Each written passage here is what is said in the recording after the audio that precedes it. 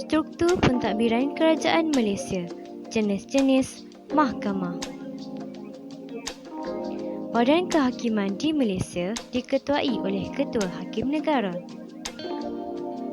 Fungsi Badan Kehakiman melindungi hak-hak asasi manusia daripada pencerobohan pihak eksekutif, pihak perseorangan dan pihak tertentu.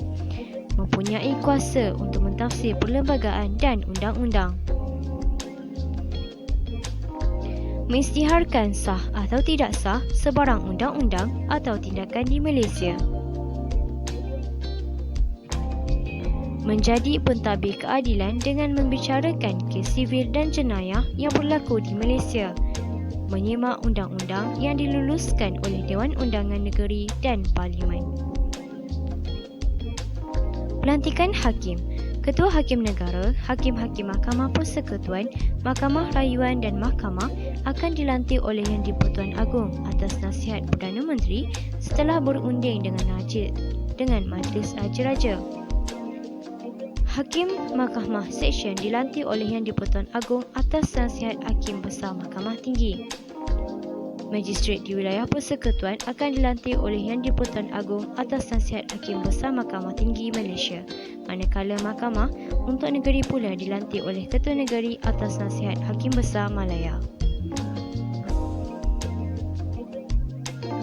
Badan Kehakiman memainkan peranan penting untuk memastikan undang-undang digubal oleh Parlimen tidak bercanggah dengan perlembagaan, menyekat penyalahgunaan kuasa oleh pihak kerajaan.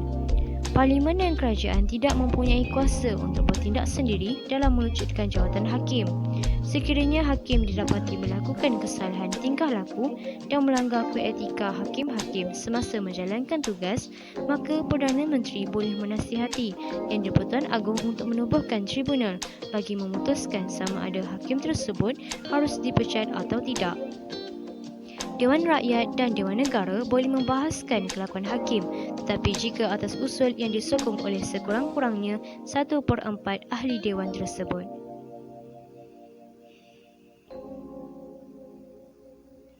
Struktur Badan Kehakiman di Malaysia.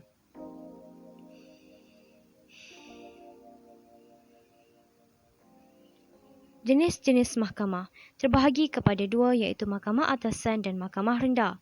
Mahkamah Atasan terdiri dengan Mahkamah Persekutuan, Mahkamah Rayuan dan Mahkamah Tinggi.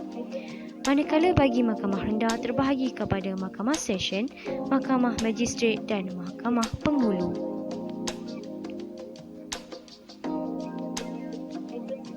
Mahkamah Persekutuan. Mahkamah Persekutuan menentukan kesalahan undang-undang dan menyelesaikan pertikaian antara negeri dengan negeri. Hakim bagi Mahkamah Persekutuan adalah Ketua Hakim Negara, Presiden Mahkamah Rayuan, Hakim Besar Mahkamah Tinggi dan 7 orang Hakim Mahkamah Persekutuan. Bagi bidang kes rayuan, Mahkamah Persekutuan akan memutuskan rayuan terhadap keputusan Mahkamah Rayuan dan Mahkamah Tinggi. Bagi bidang kuasa lain, Mahkamah Persekutuan akan memberi nasihat kepada Yang di-Pertuan Agong tentang perlembagaan, memberi pandangan dan membuat keputusan tentang undang-undang, memutuskan kes perbicaraan yang berkaitan perlembagaan dari mahkamah ke mahkamah yang lain.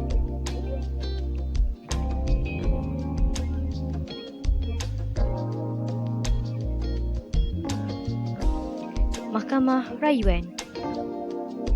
Hakim bagi Mahkamah Rayuan adalah Presiden Mahkamah Rayuan dan Hakim Mahkamah Rayuan. Mahkamah Rayuan akan membicarakan semua kes rayuan sivil terhadap keputusan mahkamah untuk kes yang melibatkan kewangan dan tuntutan. Membicarakan rayuan keputusan kes jenayah Mahkamah Tinggi.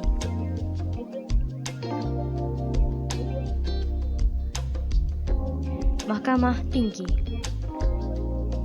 Hakim bagi Mahkamah Tinggi adalah Hakim Besar, Hakim Mahkamah Tinggi yang lain dan Pesuruhjaya Kehakiman.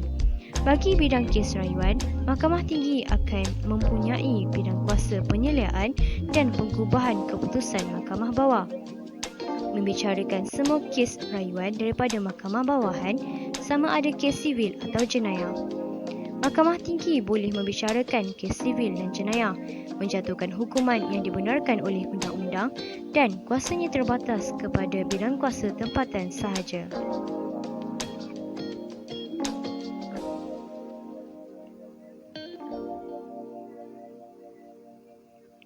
Mahkamah rendah terbahagi kepada 3 iaitu Mahkamah Session, Mahkamah Magistrate dan Mahkamah Penghulu. Bagi Mahkamah Session, hakimnya adalah dilantik oleh Yang di-Pertuan Agong dengan syor Hakim Besar. Bagi kes sivil, Mahkamah Session akan membicarakan kes yang nilai maksimum tidak melebihi RM250,000 kecuali kes yang melibatkan kemalangan dan penderitaan. Bagi kes jenayah pula, Mahkamah Session akan membicarakan kesalahan kecuali yang boleh dikenakan hukuman mati, seperti kes penculikan dan penyelewangan. Mahkamah Magistrate.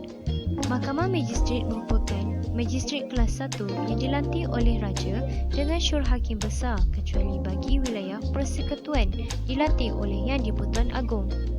Bagi kes sivil, Mahkamah Magistrate akan membicarakan kes yang nilai maksimum tidak melebihi RM1 juta.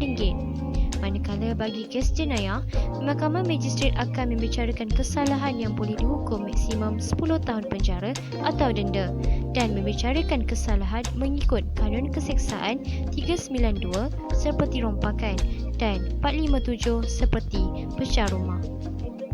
Mahkamah Penghulu akan diketuai oleh penghulu yang dilantik oleh Yang di-Pertuan Agong bagi wilayah persekutuan dan dilantik oleh Sultan atau Yang di-Pertuan Negeri. Bagi kes sivil, Mahkamah Penghulu akan membicarakan kes yang membabitkan nilai tuntutan tidak melebihi RM50. Bagi kes jenayah, Mahkamah Penghulu akan membicarakan kes yang membawa nilai tuntutan membawa hukuman denda maksimum RM25. Atur cara kes sivil di Mahkamah Tinggi dan Mahkamah Rendah. Untuk pengetahuan semua, kes sivil merangkumi tindakan undang-undang yang diambil oleh seseorang individu untuk mendakwa orang lain yang telah melanggar hak-haknya. Sebagai contoh, pencerobohan, kegagalan membayar hutang dan tuntutan pampasan. Perbicaraan di Mahkamah Tinggi dimulakan apabila pihak plaintiff berjaya mendapatkan writ, iaitu surat dakwaan. Writ ialah dokumen rasmi untuk meminta defendant menghadirkan diri ke mahkamah. Sekiranya pihak defendant gagal menghadirkan diri, keputusan mungkin dibuat tanpa kehadirannya. Writ diserahkan kepada defendant secara langsung atau melalui peguamnya sendiri. Pihak defendant boleh melawan writ tersebut dengan menghadirkan diri ke mahkamah dalam tempoh masa yang telah ditetapkan. Atur cara kes jenayah di Mahkamah Tinggi dan Mahkamah Rendah. Seseorang itu boleh dihadapkan ke mahkamah melalui waran tangkap, iaitu satu perintah kepada polis untuk menangkap seseorang yang terlibat dan membawanya ke mahkamah. Kedua, perintah saman mahkamah. Saman ialah satu dokumen yang menyatakan pertuduhan dan meminta tertuduh hadir ke mahkamah. Tangkapan tak berwaran, iaitu melalui operasi dan laporan seseorang dalam buku polis dan didapati mempunyai bukti. Mahkamah Syariah di Malaysia. Mahkamah Syariah Negeri mempunyai bidang kuasa yang terhad terhadap Undang-Undang Islam Negeri. Ianya diketuai oleh Ketua Hakim Syari'i dan bidang kuasa terdiri Mahkamah Rayuan Syariah, Mahkamah Tinggi Syariah dan Mahkamah Rendah Syariah. Mahkamah Syariah akan mengendalikan kes sivil seperti perkahwinan, perceraian, nafkah, tuntutan harta dan maksiat. Bagi kes jenayah pula, Mahkamah Syariah akan mengendalikan kes khalwat, zina, tidak berpuasa di bulan Ramadan dan pengamal ajaran sesat. Bidang kuasa Mahkamah Syariah. Mahkamah Rayuan Syariah akan mempunyai bidang kuasa untuk mendengar dan memutuskan rayuan terhadap sebarang keputusan yang dibuat oleh Mahkamah Tinggi Syariah. Mempunyai bidang kuasa pengawasan dan penyemakan terhadap Mahkamah Tinggi Syariah. Mahkamah Tinggi Syariah mempunyai bidang kuasa jenayah dan sivil, membicarakan kesalahan yang dilakukan oleh orang Islam serta mengenakan hukuman yang diperuntukkan baginya. Mempunyai bidang kuasa rayuan terhadap kes dari Mahkamah Rendah Syariah. Mahkamah Rendah Syariah membicarakan kesalahan yang dilakukan oleh orang Islam di bawah enakmen pentadbiran agama Islam yang menetapkan kesalahan-kesalahan terhadap rukun agama Islam. Mahkamah khas terbahagi kepada Mahkamah Tentera, Mahkamah Bumiputera, Mahkamah Perusahaan dan Mahkamah Khas Raja-Raja. Bagi Mahkamah Tentera akan mengendalikan apa-apa kesalahan yang berkaitan dengan Undang-Undang Perkhidmatan Tentera. Bagi Mahkamah Bumiputera akan mengendalikan kesalahan yang dilakukan dari segi adat resam kaum Bumiputera di Sabah dan Sarawak.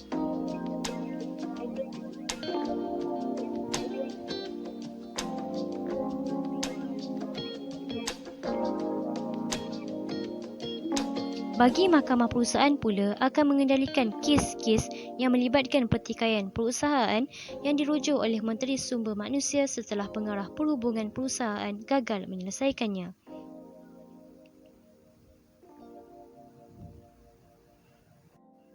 Mahkamah Khas Raja-Raja pula ditubuhkan bertujuan membicarakan kesalahan-kesalahan yang dilakukan yang di-Pertuan Agong atau Sultan ataupun Raja bagi mana-mana negeri atau sifat peribadinya.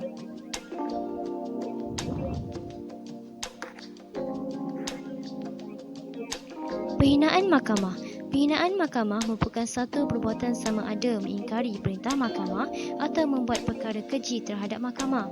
Tujuannya adalah untuk menjaga martabat dan maruah sebagai institusi keadilan di Malaysia.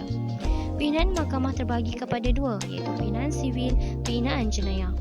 Penghinaan sivil berkaitan dengan arahan mahkamah. Sebagai contoh, kegagalan mematuhi arahan mahkamah, kegagalan menghadirkan diri di mahkamah dengan sengaja dan kegagalan mematuhi penghakiman atau proses mahkamah. Penghinaan jenayah pula berkaitan dengan kelakuan keji terhadap hakim, kelakuan biadab, mengganggu saksi dan pegawai mahkamah. Hukuman dan denda berdasarkan kes dan kuasa hakim mahkamah.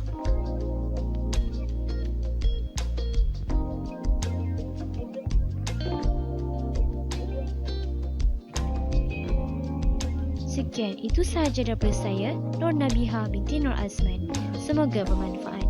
Assalamualaikum.